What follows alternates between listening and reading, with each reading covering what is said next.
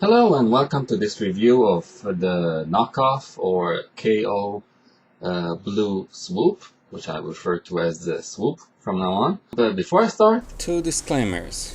this review is being done originally in Hebrew, and I'm dubbing this review to English, so all those little sounds that you would normally be hearing of me handling the toy and whatnot will be basically eliminated because I'm re-recording the soundtrack in English. Second disclaimer is that I've apparently started to talk about the box of this toy for way too long, and the actual review of the toy begins at, I'll put out a timestamp here.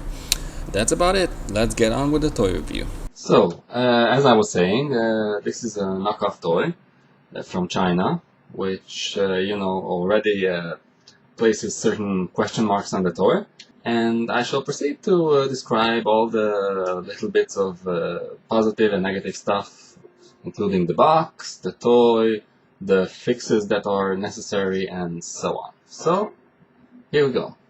First off, the toy comes in a box that is also made in China, and that in itself has a few positive and negative points to it. First off, the cardboard that is used for the box. The cardboard is of high quality.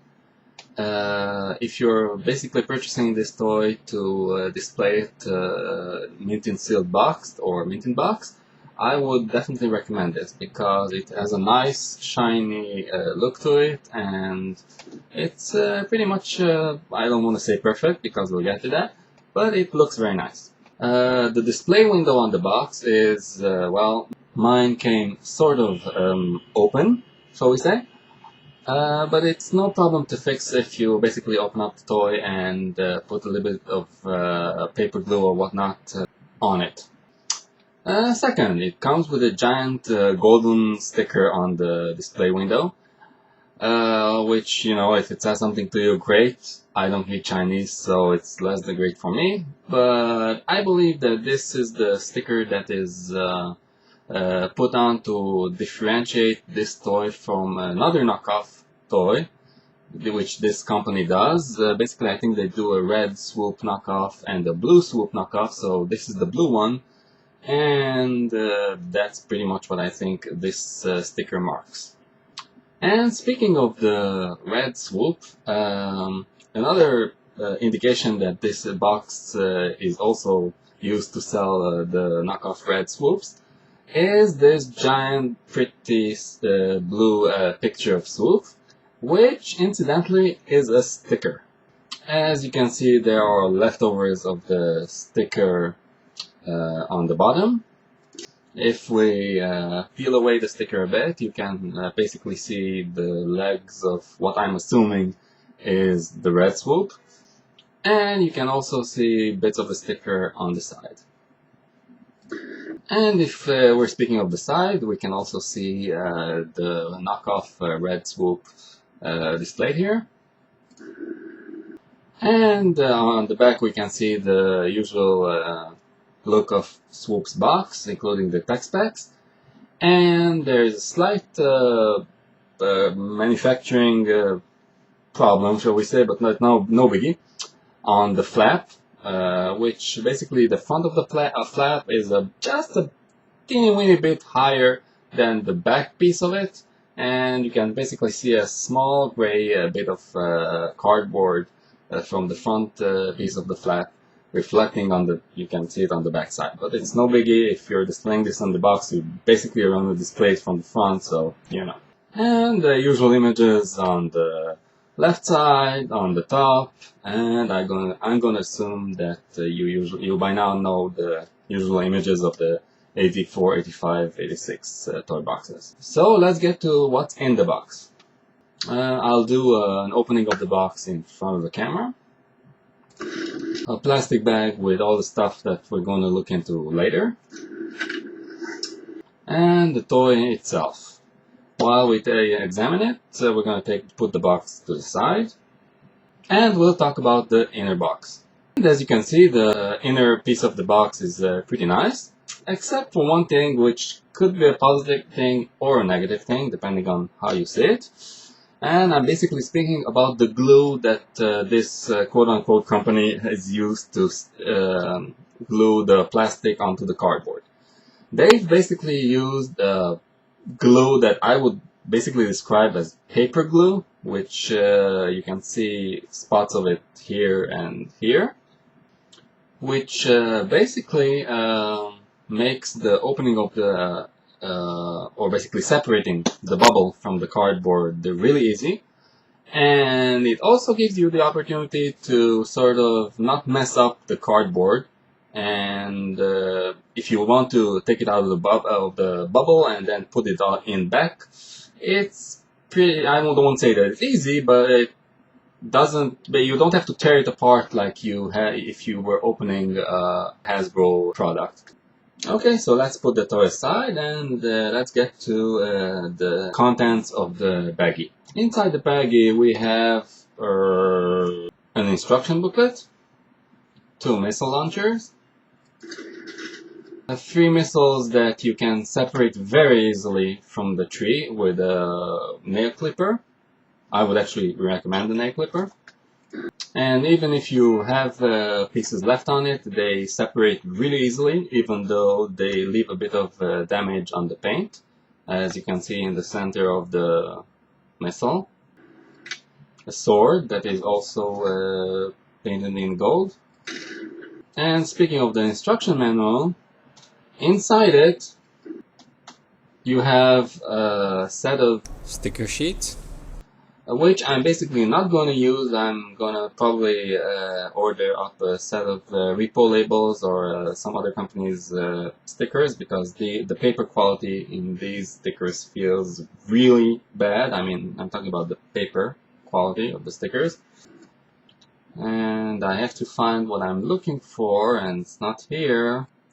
Okay, it's here. He comes with basically a rub sign that you can peel off the back of it and stick it on the toy's wing. Yeah, you can rub it and it turns blue. So with all that out of the way, let's get to the toy. Okay, for comparison's sake, I've taken my original Swoop, because there are certain things that are different with this toy. So how we're going to do this? Like this. As you can see, there is a difference in color in the transparent or translucent beak of the toy. There is a yellowing of the 20-plus-year-old toy, and there is a clear translucent plastic used in the knockoff. And as you can see, the lower jaw of the beak, also or lower piece of the beak, is also painted gold in the knockoff, and it's painted, well, it's not painted, it's just red plastic on the original. And speaking of the toy's beak, you can see that the American version, and this is, I'm not really sure about the Japanese version, but the American version had the end of the beak basically enlarged. Yeah, and it's got a giant, well, schnauzer. Basically to make it, child safe, whatnot, and for kids not to poke their eyes out with the sharper beak. And on the knockoff, you can see that the beak is pointy, and I won't say sharp because it's not, but it's got a point to it, and this is basically a reference to the original toy, which was a Diaclone toy, and this is how the Diaclone toy looked. And what else can we see that is different? The feet of the toy in bird mode. The knockoff, just like the beak, the feet is also painted in chrome gold, while the original toy is just plain red plastic. Apart from this, I'm not sure that there are other things that you can point to which are radically different. I could basically point to 2 things, one of which would be the feet of the toy, which are on the bird's back. The original is made of a lighter gray plastic, and the knockoff is a bit darker gray.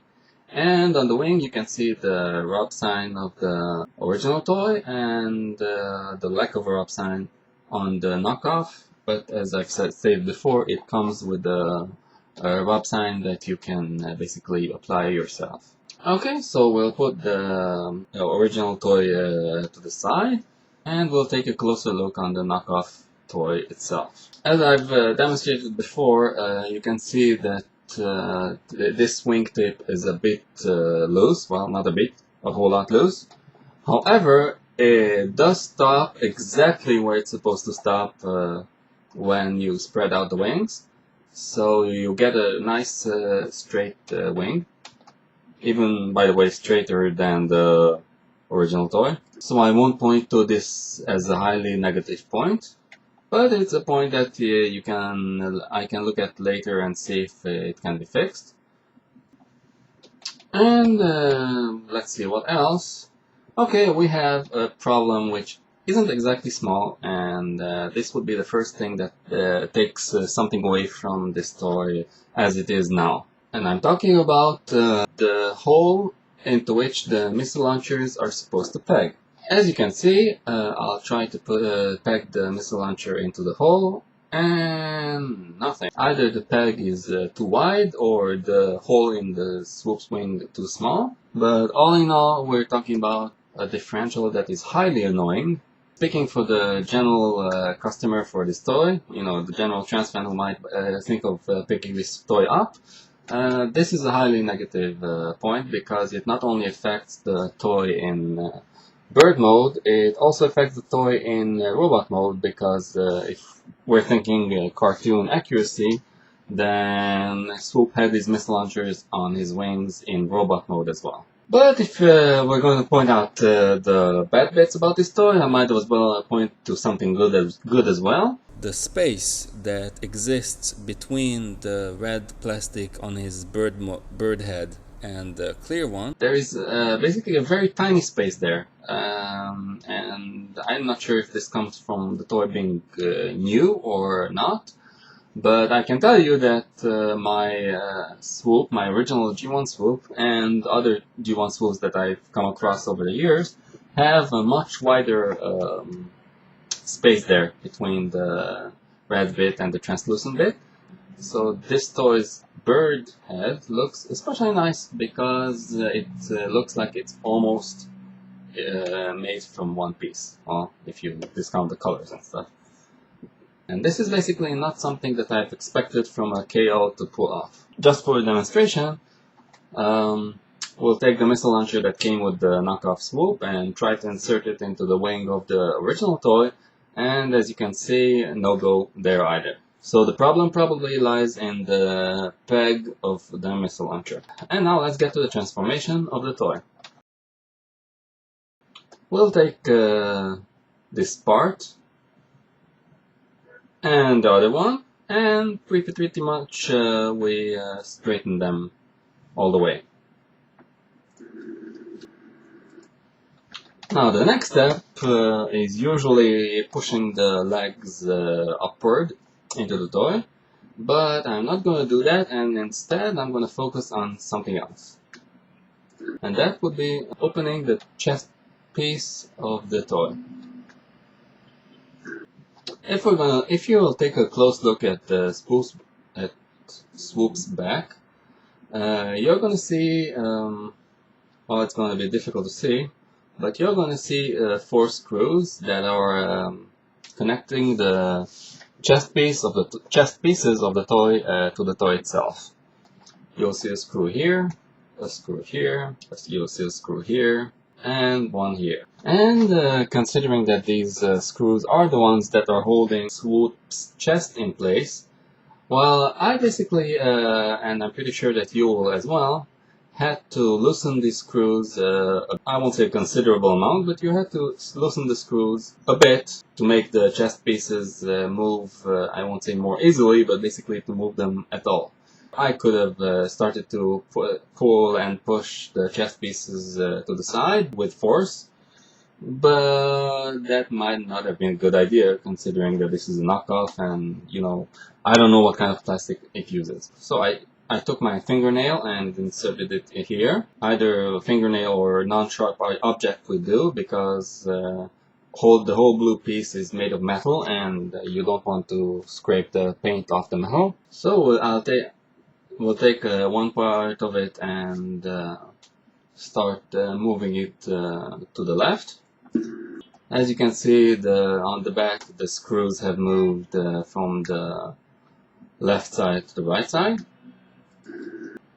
Actually, you can do this while looking at the toy's back, so to observe where the screws are moving and not to force the uh, chest piece to move too much to the left. But I will remind you again, loosen the screws before you start to move these pieces, because you will either break the toy or you will manage to scrape off paint from the toy's chest. Either way, it will make your lives a bit easier. Now we'll take Swoop's head and insert it into the chest area. And after we've inserted the headpiece into the center of the chest, like this, you can basically take the crest and pull it upward like this. And now we're supposed to, let's see, pull the arms out, which in this toy, for me at least, came out relatively easy. And you're also supposed to extend the arms pretty much to this length.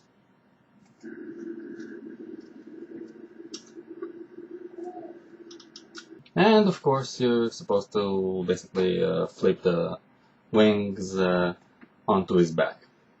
And now we'll get back to the robot's feet, which also have a considerable problem with them.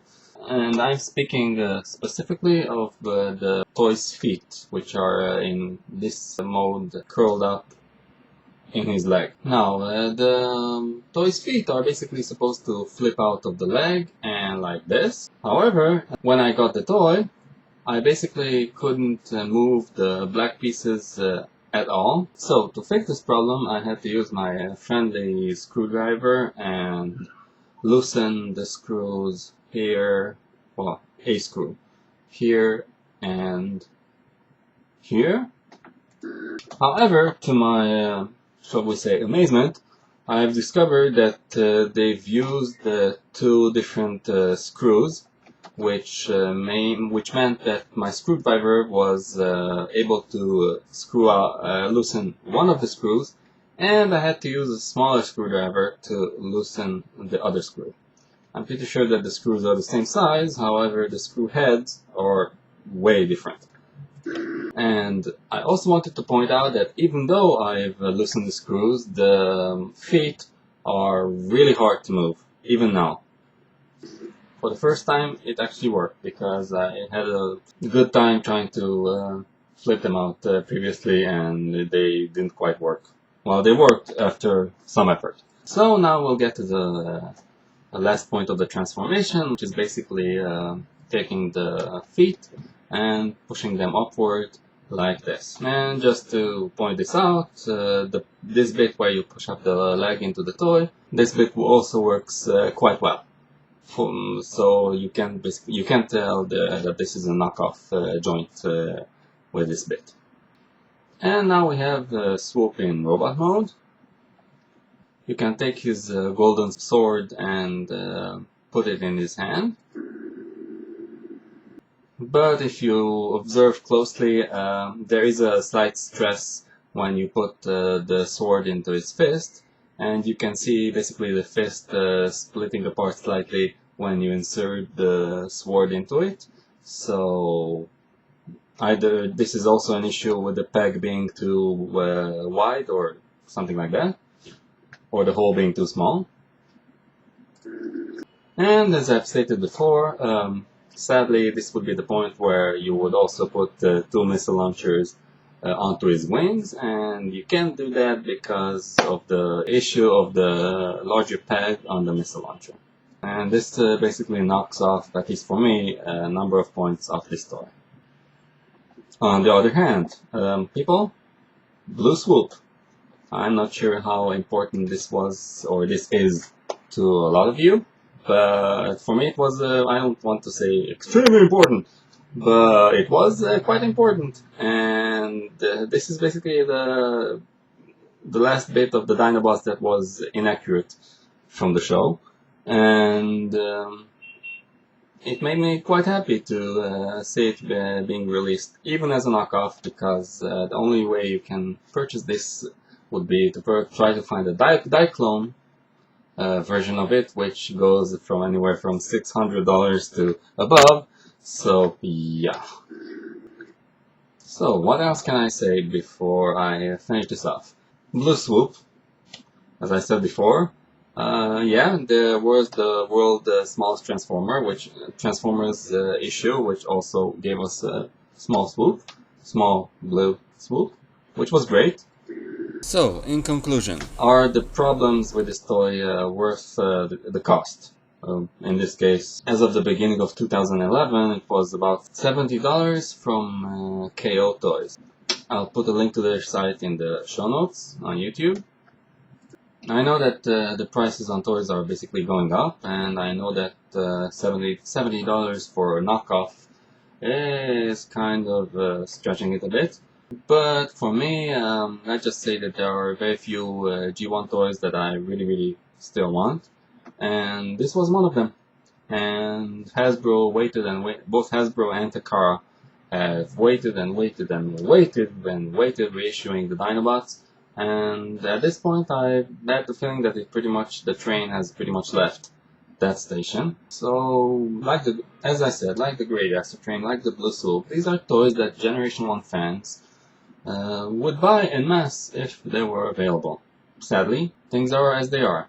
So, I don't want to flap my gums too much, but I do want to talk about one last point, and that would be the paint job on him. If you've noticed, this toy has a really lot of chrome on it, and if you have any memories of, let's say, I don't know, Beast Machines, you might remember that huge amounts of chrome on a toy are not exactly a good thing, and since we're talking about the knockoff toy, well, I've got my fingers crossed. Even though I would, as of now, say that the chrome on this toy is really good. For a knockoff, it's really good. And considering that there are two kinds of paints on this toy, there is chrome on the plastic, and there is I don't really know what kind of paint they're using on metal, but still we're talking about paint on metal, and if you have recollections of G1 toys, yeah. So, to sum it up, this could be a toy that in 10 years it will be in rough shape. And considering the humidity that we have here in Israel, well, that's I won't say that's a distinct possibility, but because most of my Beast Machine toys are actually in really good shape. But this is again another gamble with this toy. This toy has a lot of gambles because it's a knockoff, because of the paint job, because of the problems that I've pointed out. But what can I say? It's a Blue Swoop, and it's awesome. And again, I'll point to my fix-it video that I'm going to be making to try to fix the missile launcher issues on this toy. I'm not sure how that'll turn out, but well, you can check it out, because if I'll do one, I will definitely dub that into English as well for the community to benefit from it, hopefully. So that's it, I guess. Blue Swoop, certain well-known Transformer has said in the past, I could have waited eternity for this. So yeah. Thanks for listening, guys. Catch you later.